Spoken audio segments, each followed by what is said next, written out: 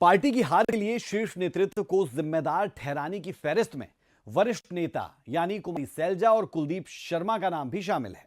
लेकिन दिलचस्प ये है कि ये दोनों नेता दो गुट के माने जाते हैं, यानी कुलदीप शर्मा हुड्डा गुट के कहलाते हैं, जबकि कुमारी सैलजा सुरजेवाला गुट की, या फिर कहें सुरजेवाला और कुमारी सैलजा एक साथ नजर आते हैं।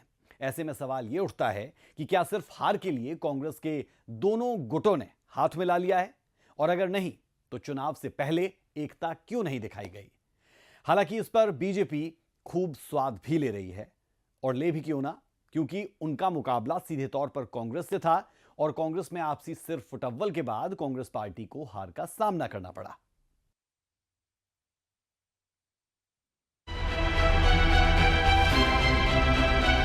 बहुत लंबे समय से जो कांग्रेस का संगठन है, भारतीय जनता पार्टी तो पन्ना प्रमुख तक पहुंची है। हमारा संगठन ब्लॉक लेवल का भी नहीं है। कांग्रेस अपनी गलत स्ट्रेटजी से हारी। राहुल गांधी जी जिस भी प्रदेश में जाते हैं वहाँ से कांग्रेस हार जाती है और वहाँ पे हम जीतते हैं, तो उनका आना हमारे लिए शुभ है।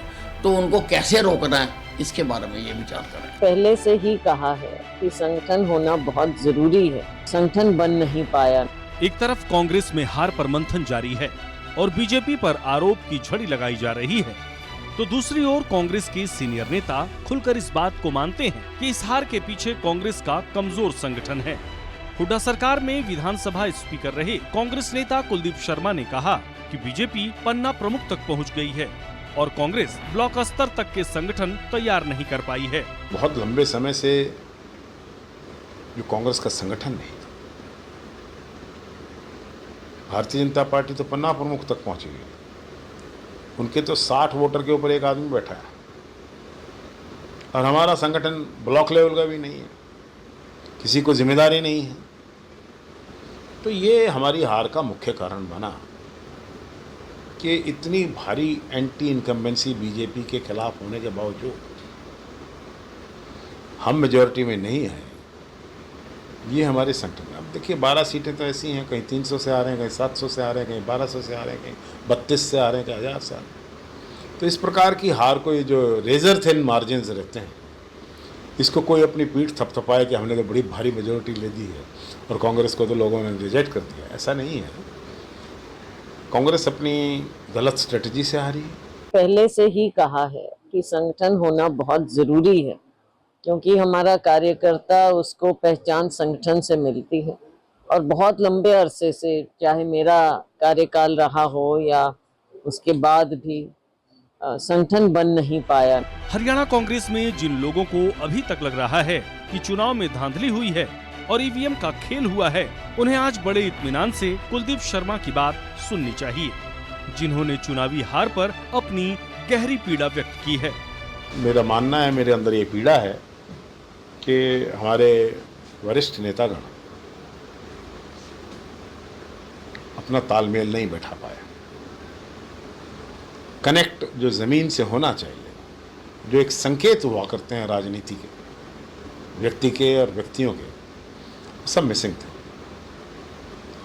बहुत आत्मसंतुष्टि की ओर थे हम जीत रहे हैं इस विश्वास के साथ आगे बढ़ रहे थे। ये मिसमैनेजमेंट थी, कोऑर्डिनेशन नहीं थी, आपसी कोई जुड़ाव नहीं दिख रहा था, हम एक यूनिट के तौर पर काम नहीं कर रहे थे। मुख्य कारण तो यही था। बड़े नेता हैं हरियाणा के, तो जब भी कोई बात कहते हैं सोच समझ के ही कहते होंगे, क्योंकि ये भी सोचना चाहिए कि क्या बात कहनी चाहिए कि क्या नहीं कहनी चाहिए। योगी जी का हम बहुत सम्मान करते हैं, हरियाणा के वरिष्ठतम नेताओं में से हैं।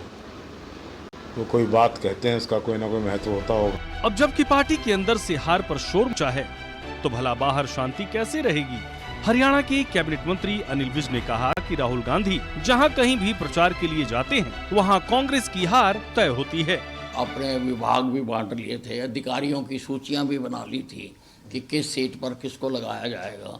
तो उनको इतना गहरा सदमा लगा है, तो हम प्रार्थना करते हैं कि वो सदमे से जल्दी बाहर आ जाएं। देखिए, कमेटी बनाई है, हार का कारण ढूंढना चाहते हैं, वो मैं बता देता हूँ। उसको दूर कैसे करना है, उसका इलाज वो खुद कर लें। अगर मेरे बयानों पर गौर किया जाए तो जब राहुल गांधी जी प्रदेश में आए थे तो मैंने कहा था, उनका स्वागत किया था। मैंने कहा राहुल गांधी जी जिस भी प्रदेश में जाते हैं वहाँ से कांग्रेस हार जाती है और वहाँ पे हम जीतते हैं, तो उनका आना हमारे लिए शुभ है। तो उनको कैसे रोकना है इसके बारे में ये विचार करें। कांग्रेस की हार को लेकर कुलदीप शर्मा का बयान बेहद महत्वपूर्ण है। इसमें कोई शंका नहीं कि बीजेपी एक संगठन के तौर पर बेहद मजबूत हो चुकी है, जबकि कांग्रेस इतने सालों में संगठन तक खड़ा नहीं कर पाई है और इसी वजह से अपनी सफलता पर बीजेपी को इतराने का मौका मिल जाता है। ब्यूरो रिपोर्ट, सूर्या समाचार।